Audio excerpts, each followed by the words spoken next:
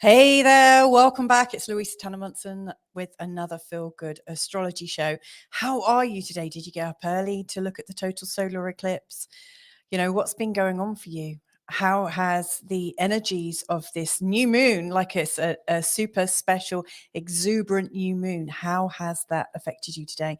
I've heard of all sorts of energy disturbances from all sorts of threats of violence in schools locally and all sorts of different things going on. Lots of people messaging me for help at the moment as well, which is usually quite a good barometer as to what's going on in the world. So be really keen to hear about what's gone really right for you and maybe, how are you feeling? I'd like to start today with a slightly different just something a little bit different. I got up at 5 a.m. this morning because I wanted to see in the eclipse. Now, I'm not in an area where I could see it, so I just tuned into the energy and spoke from the heart. So let's bring that on now and have a little listen, shall we?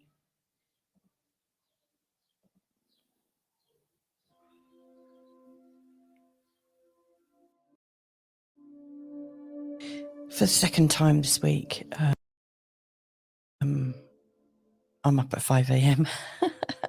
It's now 5:15 in the morning. I'm trying to be a bit quiet so I don't wake up the family. The office is upstairs. So here's how I feel for this eclipse. I had a conversation with a friend yesterday, and one of the phrases that came up again and again was closing the circle. I need to close the circle on something. And so what I really recognize right now is that I've come full circle on an old pattern. Almost like I've been an infant in some way. Learning and sensing something about myself and about my identity, but in a way that's like my first step out. It's like my first step outside. So I feel like I'm closing the circle on an aspect of myself that's no longer working. And in doing so, I'm also cutting away from the old pattern, letting that go. Feels like it's a maturation, like I'm maturing some way. There's a new way of being. This is about my identity, which is very much an Aries thing. I recognize there's a new way to be me, a new way of standing as I truly am. And so I dedicate this new next cycle to be about adding value to what I do, to who I am and how I am with myself. So that includes, looking after my body as well, which goes by the wayside, it's about valuing who I am completely. And you can only do that by really looking after yourself. So I'm entering into this cycle of looking after myself. I also recognize that, this is a cycle, not just for me, but for like everybody, So it's the same with my family, we're closing a circle there, it feels like we've gone through this infanthood in our family. Carl and I met and we just had 3 kids, one after the other really. And the youngest one is coming out of that baby stage. So it feels like I'm coming to the end of nursing. I'm coming to the end of the babying. And there's a new pattern for us as well. So, this is about letting go of that cycle too. As a family, we're maturing. We don't need to establish our identity anymore and say, look, here we are, in a very sort of like babyish way. It's about standing for who we are, finding value in who we are, what we do, how we are, and to value ourselves. And I recognize in the world as well, especially in the last few years, we've been in a pattern of infancy. There's been a new start and we've not known how to react to it. And so lots of people have been acting in a very raw way. They've seen things in a very polar way. It's either right or wrong, which is very much like a kid thing. But there are better ways. And what I really feel for the world is that there's a new way of being human. There's a new way of being us, a way of standing as we truly are. And so again, I'm dedicating this next cycle to be about finding value in who we are and what we do and how we stand for ourselves. So yeah, they're my thoughts.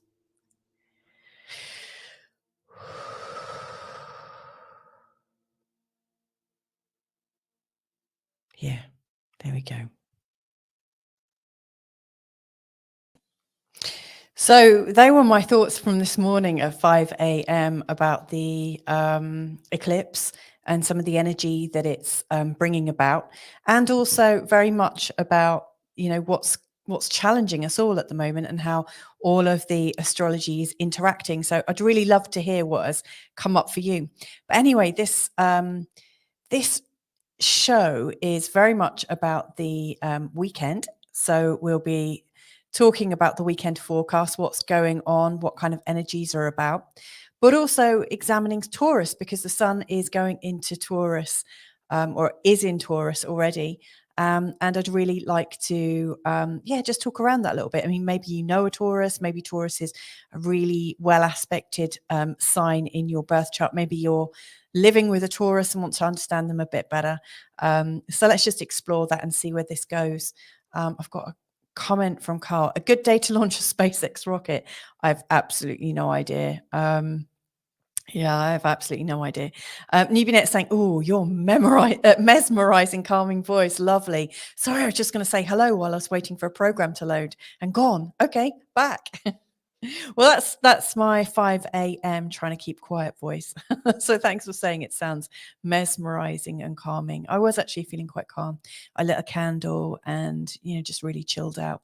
Yeah, sometimes we need to do that, don't we? We just need to slow right down. So anyway, let's have a look at the forecast. Now, today I'm not actually going to do a video forecast because I've already put a video on.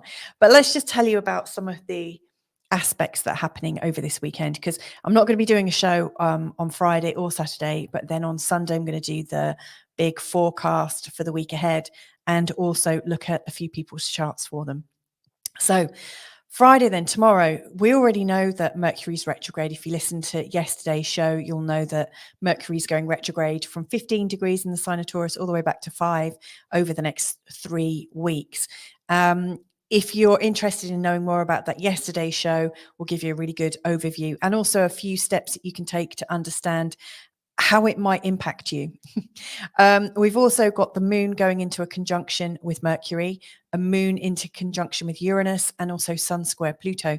Now, these are pretty spiky, to say the very least. The moon in a conjunction with Mercury and Uranus is going to really make communication and feelings very, very spontaneous. So it wouldn't surprise me if people were very sort of eruptive. I don't even know if that's a word, but eruptions should be, pretty big, pretty high on the list, especially since we just had a total solar eclipse today. And then, Mercury retrograde. So it just feels like there's a very sort of very changeable energy. Like I said, actually, just 2 days ago, there were a couple of big earthquakes. And so I'm getting a very strong shifting feeling in my stomach. Sun square Pluto is very much about a challenge to our identity in terms of who we are. It feels like there are challenges coming at us from the side, and it's a bit like you need to be a bit Tai Chi, like you need to kind of know when to swerve rather than face it head on. Like I said, we're going into the sign of Taurus, and as you'll find out, if you don't know already, Taurians aren't known for budging too much, to be honest. So, this is a time when if you're going to be facing other people that aren't budging, you might want to think about your own strategies.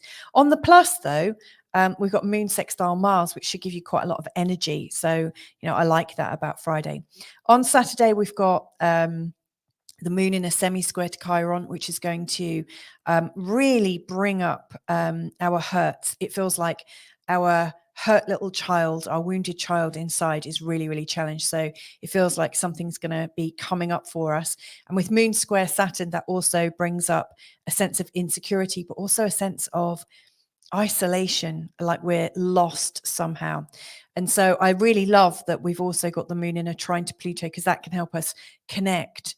it's actually quite sensual and sexual. So if you can connect physically with, someone that you love and trust, then that should hopefully mitigate some of this lost feeling and this hurt child feeling.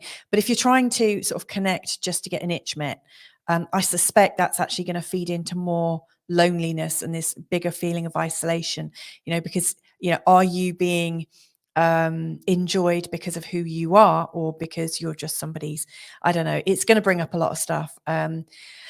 Sunday then, this is an interesting one. We've got moon semi-square Jupiter, moon semi-square sun. And again, there is this sort of feeling of challenge still ongoing over the weekend. Feels like our beliefs are being challenged, like what we know to be true for ourselves. And also at some level, part of who we are and what we stand for seems to be a bit in the balance.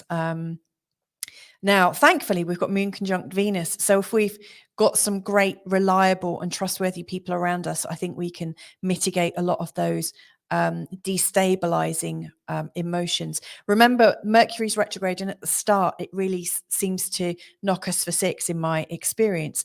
So, the whole purpose of Mercury retrograde is to start looking differently, thinking differently, reviewing things. So my advice for coping with the weekend is try not to be so fixed in what you're believing about things. If something comes up and it's challenging you, ask yourself, oh, what's that going on inside me? What am I feeling right now? Oh, when did I last feel that? Are these connected? Am I projecting? And just give yourself a little talking to, and kind of put yourself in a third party perspective, if at all possible, so that you're not taking everything so personally. So anyway, gonna have a look at everything Taurus. I say everything, obviously you can't do that. I'm literally going to be doing it for about 10 minutes or so, and then drawing the show to a close, and also seeing what people want to ask or talk about, and so on and so forth. So what I wanted to do was just talk a little bit around some of the Taurus key points, like key personality traits, some of the things, almost like if there was an identikit. It's like everything Taurus in a nutshell. I hope you got that. Also, I want to just share with you a little bit about Uranus and Taurus. Uranus is a slow moving planet, and it's been going through the sign of Taurus since 2017. I know it says 2018 there. It briefly dipped in 2017 and then retrograded out, and then fully went back in 2018. And these slow moving planets really affect a sign for quite a long time.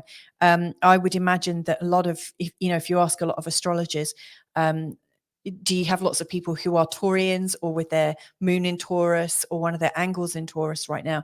I've definitely got a higher load of clients I work with regularly that have, say, their moon in Taurus.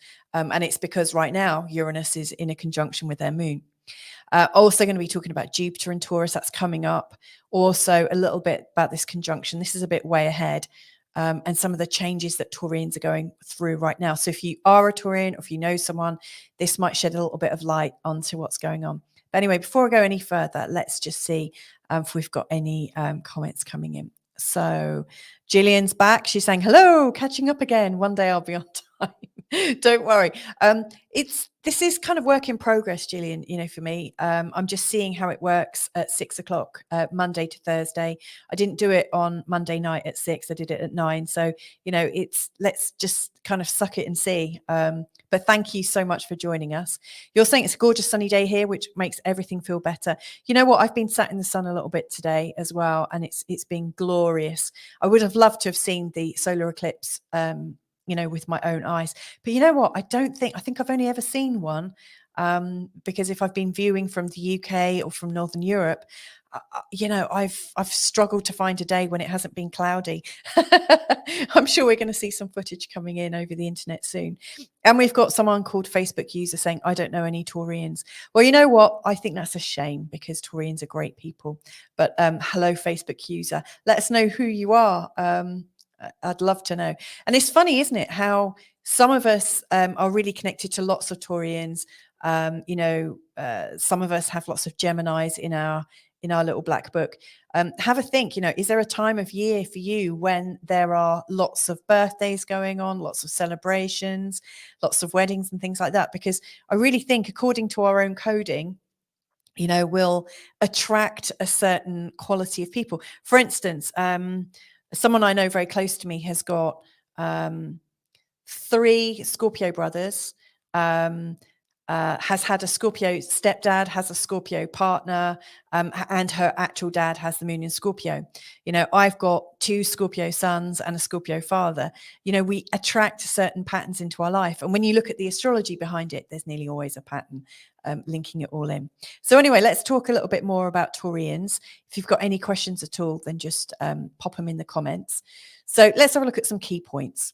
And you might know some of this already. So the first thing that we know about Taurus is it's the sign of the bull. You probably already know that. And it's the second sign of the zodiac. Now, it also links into the second house. Now, the second house is very much about value systems and our resources. And it's quite a materialistic house. It's very much about gaining some kind of security.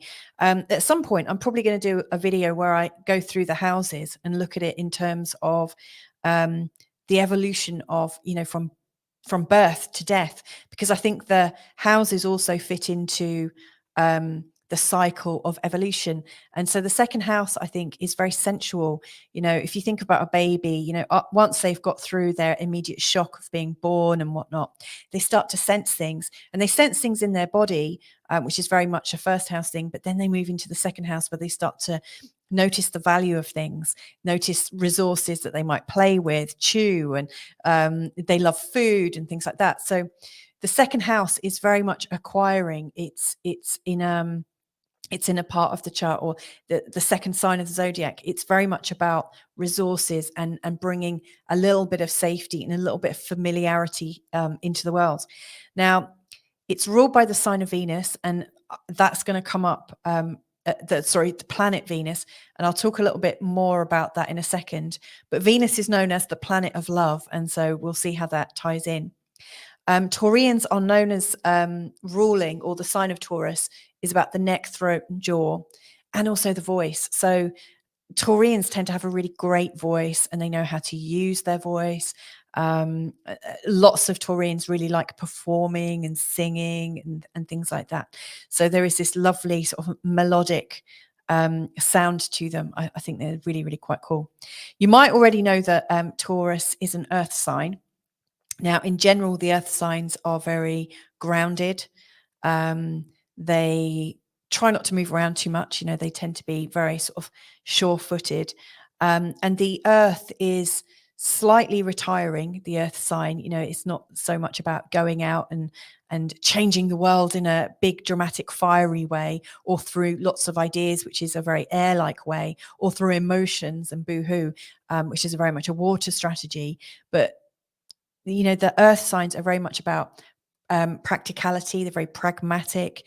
They look at things and they try to break them into easy to chew chunks, to use a sort of like mouth, throat, neck kind of reference. And also because Taurians are known for actually enjoying food a little bit.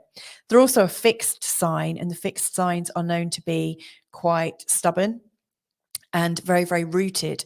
In fact, I know that the bull is the actual official sort of symbol of Taurus, but I always think of Taurus actually as an oak tree, or one of the trees, one of the most stable trees you can find, like a banyan tree or something. But an oak tree really works for me from my location in the world, because they have such strong roots. They're really, really rooted, and they're really, really in nature.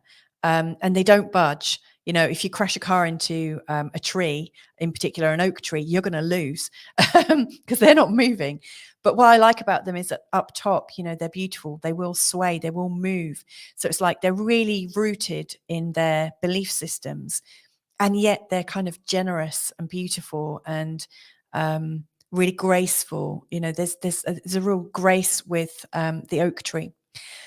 So anyway, some of their characteristics have already come out, but these are like the key words that you might use to describe a Taurian personality. So stubborn, determined, persistent, strong, and solid. So that's very much about how they seem to achieve quite a good livelihood for themselves, and why they seem to have quite a good plan. You know, they seem to really work quite well in life in general. They're also elegant, sensual, relaxed, contented, and loving. You know, so they don't tend to, although they're stubborn and determined and persistent, they also don't like it to be too hard. You know, and this is where Venus comes in. You know, so how they experience things in their body is really, really important. And so if they can do it in a gentle way, they tend to love soft furnishings and harmonious colors and harmonious music. They don't like things to be too raggy and ragged. You know, they really like things to be beautiful, which is very much a Venus thing. And they tend to be very creative as well, especially with their hands. They're really good at cooking and gardening. Anything that's very natural, very grounded, and that creates more beauty and love in the world is very much a Taurian thing. And then the final thing I would say is the materialism. You know, they do seem to have a knack with money, in saving rather than spending, unless, you know, they find something that's quite luxurious and that catches their eye. But they're always thinking, is it worth it? They're always evaluating things. They're really quite patient and they take their time. And with investments, they don't tend to rush. They really are really quite solid. So I really like that about them. Let's see if anything else has come in the comments. So Nubianette, May and December are very popular in my life. Well, thank you, Nubianette. I'm actually going to be looking at your chart on Sunday, and so I'm going to see why May and December are very popular. I already have a clue about December because I know when your birthday is. So you attract people that are a little bit like yourself as well. But yeah, it would be really interesting to have a look. I'm a Sagittarius myself, and I have a lot of Taurians in my life, or have done in the past. You know, I've attracted quite a few best friends who are Taurians in the past. And there's a reason for that when you look at my chart. Facebook user is saying, I find my friends are Virgo, Sagittarius, Pisces, and Gemini. I wonder what sign you are, because all four of these are known as being mutable signs. So I said Taurus is a fixed sign. There's also cardinal signs, and there's mutable signs. Now, all of these signs are they're at right angles to each other. So if we had a birth chart in front of us, they would make a cross. They're all on a different part of the cross. But the Virgo, Sagittarius, Pisces, and Gemini signs, these mutable signs, they're all people that are quite changeable, quite in the flow. They're not very rooted. They're not very fixed. And if you want to change an arrangement with them, they're the least likely signs to get peed off with you. They're more like, yeah, okay, because they're always, they've always got options. They're always, countering it. So that's pretty good.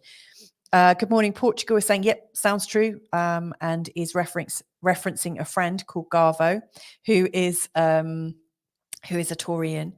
And Facebook user, I'm guessing you're a Leo, or your name is Leo. I'm guessing you're a Leo. Well, yeah, it's kind of interesting actually that you say that you're most of your friends are Virgo, Sagittarius, Pisces, and Gemini. If I was to take a look at your chart, I'd probably see why. Now, the fact that you're the sign Leo is in a really great relationship in terms of Sagittarius and Gemini. So there'll be a lovely kind of energetic between you and Sagittarians and Geminis, where it's kind of fun and laid back and very, very easy. And they'll also allow you to be the center of attention. They'll give you a little bit of deference. They'll be fun. They'll be wanting to have mischief, and they'll kind of let you lead the way a little bit there. Virgo's an interesting one with Leos. It's like they're a little bit more grounded than you are, and so you probably liven them up, and you probably quite like their sensitivity to make sure things work out. And Pisces as well. Pisces is really, really sensitive and really sees what's going on, really understands feelings. And I imagine they'll be quite wowed by your personality. So it's all very fun. And you're saying it's Tabitha. I don't know why it's not showing. I think Facebook has got a particular setting when in regards to StreamYard. I can't explain it, but maybe, good morning, Portugal, if you're listening, can you just explain in the comments why that might be happening to Tabitha? I think it's just a privacy issue from Facebook. Anyway, this last graphic I wanted to share with you just in this last 5 minutes is just to tell you a little bit about some of the things that are going on for Taurians that you might not already know about. Now, the first thing, so I'm just saying it's kind of just for fun, but what is shaping Taurus right now? And this is where I think a lot of the Taurian challenges are.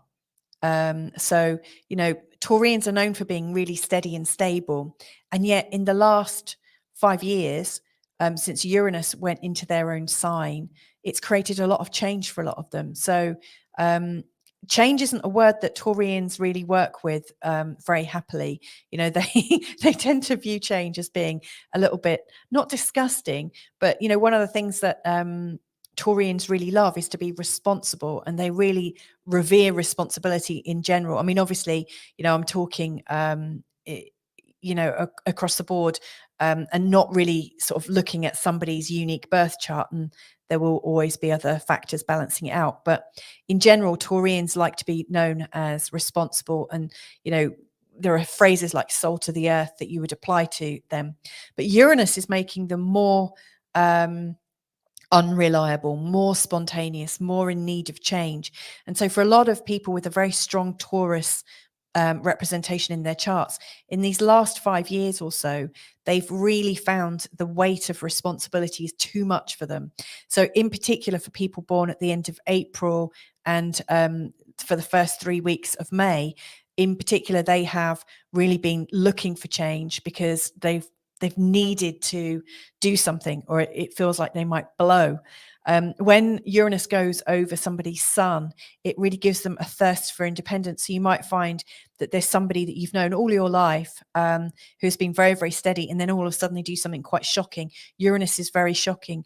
Now, there's still another 3 years of Uranus in the sign of Taurus, and it's really not done yet.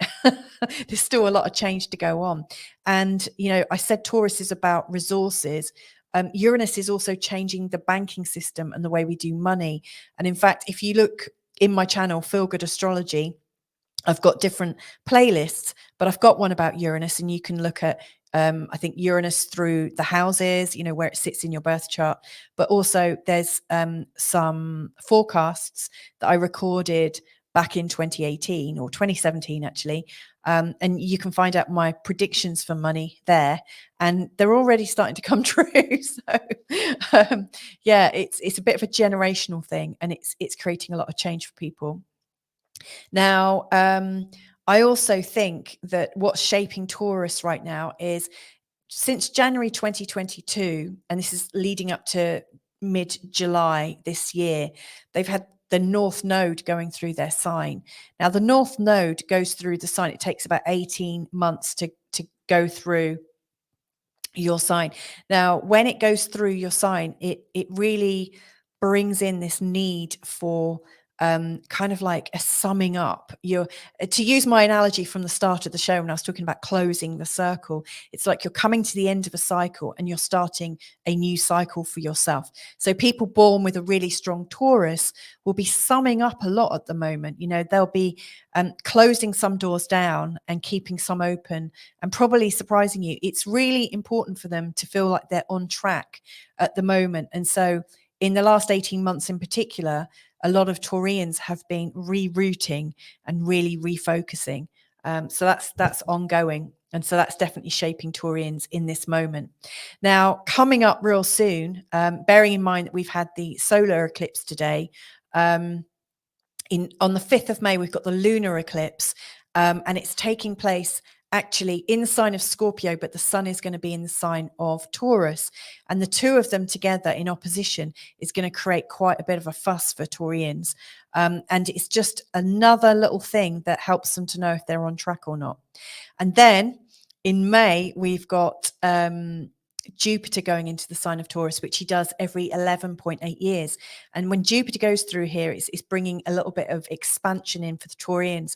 So if you're thinking of your kind, sweet Taurian friend who's really salt the earth and is really reliable, over the last few years, they've been getting a bit more excitable, then this has come in, rerouting them. It's like, they've had this dream in their head and in their hearts. And then in this last year or so, they've started to work towards it. And then as Jupiter goes in next month, and following literally just a week after the lunar eclipse, We've got this expansive energy. So I think it's going to be go time for a lot of Taurians. A lot of Taurians are going to start moving.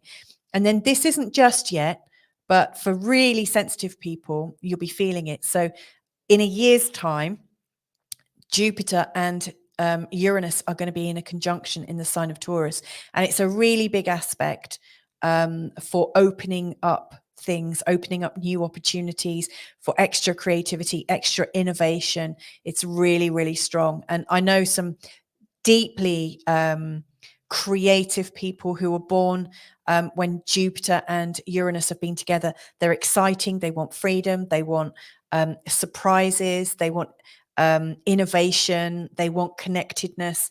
And especially if this is happening when the sun is in a conjunction with them as well, and possibly even the moon, if there's a new moon around this time, you know, people born April 2024 are going to be really dynamic. So anyway, that's my thoughts about Taurians, what's shaping them, a little bit about them, and where we are right now. And funnily enough, I think I have one in the audience. Hey, Jennifer, how you doing? So anyway, I've come to the end of this little half hour. I really hope you enjoy the rest of the day. Like I say, it's been a bit crazy with the solar eclipse today, and like I said, Mercury's going retrograde tomorrow. So watch out, watch your energy levels, and take care over the weekend. And then if you want me to have a look at your chart on Sunday, I've got 3 spots, and it's kind of like a first come, first served basis. Got a couple, I think I've definitely got one person lined up. And if you're interested, then just drop me an email. It's louisatannermunson@gmail.com. And on Sunday, I'll also be giving you the updated forecast for the week ahead. So last couple of comments, and then I'm going to go. Facebook user, so I'm guessing that's Tabitha again. How did the discovery of the 13th sign, Ophiuchus, which I always pronounce really badly, can't remember what it's called, affect astrology? You know what? That's a whole nother topic for another day. Not all astrologers use the 13th sign, or you know, they don't use sidereal astrology necessarily. It's a kind of different focus. I think it's quite useful. If but again, I don't want to like start talking about it, but I really like, you know, the picture of Jesus with the 12 disciples at the Last Supper. And there are some people that believe that the 12 signs are essentially showing you different aspects of humanity and different things that we can do to distract ourselves. But where the 13th, you know, if you've got anything in the 13th sign, that really shows you where you can ascend and become an ascended master. Like the number 13 it has got so much significance to it from an esoteric and spiritual perspective. So that's another discussion for a whole other day. So I'll have a think about that and do something. I need to launch it on the right day though. So stay tuned for that one. Thanks for joining me today. So Julian saying, thank you very much. And Richard Laws, yep, I'll be seeing you on Sunday, I'm guessing. So thank you for joining me wherever you are in the world. It's been really, really lovely to connect with you once again. I think I'm going to leave this show actually with my thoughts from the eclipse once again, because it was so chilled. And I think it's a nice message. So thank you once again, and great weekend. For the second time this week, I'm up at 5 a.m. It's now 5:15 in the morning. I'm trying to be a bit quiet so I don't wake up the family. The office is upstairs. So here's how I feel for this eclipse. I had a conversation with a friend yesterday, and one of the phrases that came up again and again was closing the circle. I need to close the circle on something.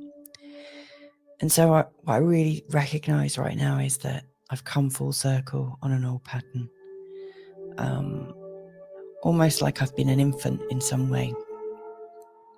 You know, learning and sensing something about myself and about my identity, but in a way that's like my first step out. It's like my first step outside. So I feel like I'm closing the circle on an aspect of myself that's no longer working.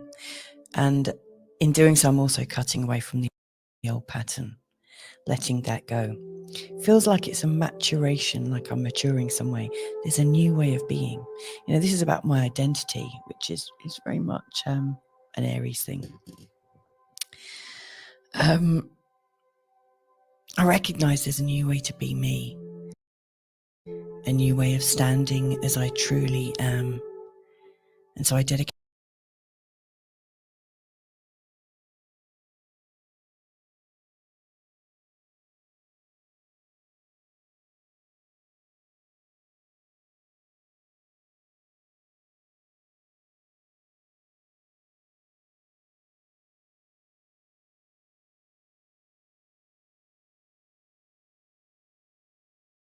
this new next cycle to be about adding value to what I do, to who I am, and how I am with myself.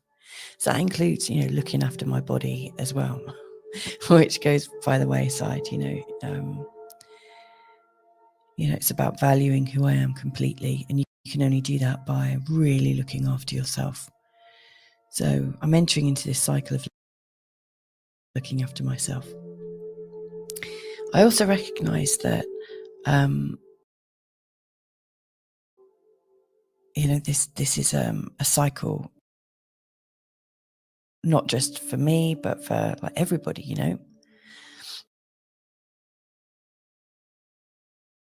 So it's the same with my family. We're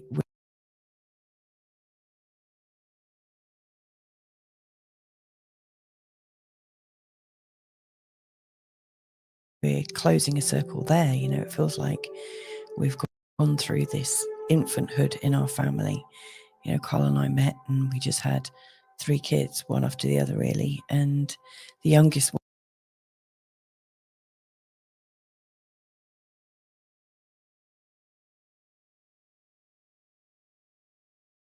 one is coming out of that baby stage.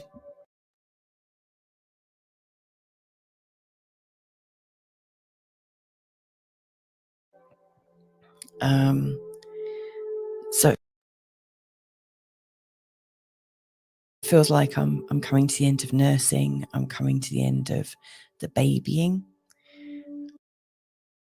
And there's a new pattern for us as well. So this is about letting go of that cycle too.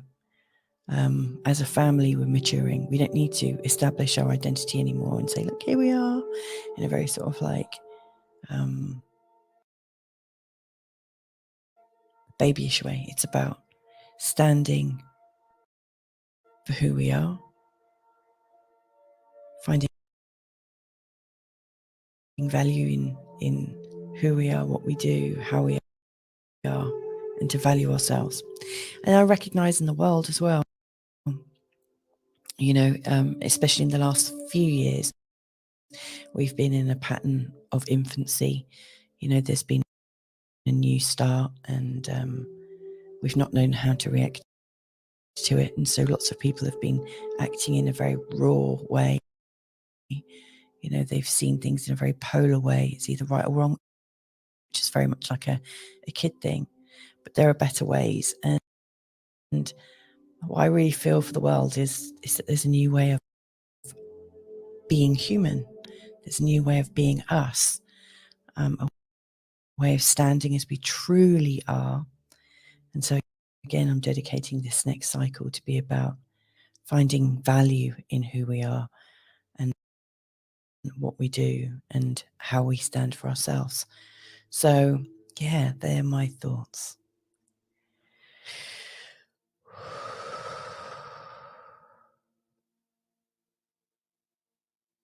Yeah, there we go.